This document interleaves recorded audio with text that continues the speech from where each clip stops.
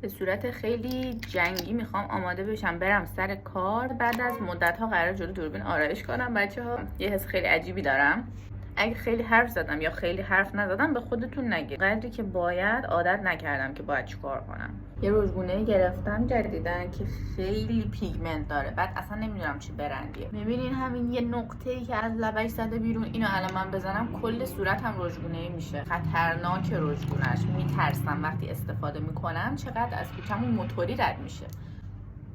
میبینین یهو اینجوری میشه. بامزه.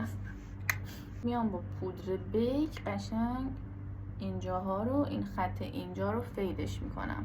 خط لب قهوه‌ای همیشگیم. یه دونه از این لیپ گلاس هم گرفتم که حرارتی هم بر رو لب صورتی میشن. اینا هم خیلی خوبن. بعد که پاک شد رنگ صورتی خودشو داره هنوز. تنت قبار رو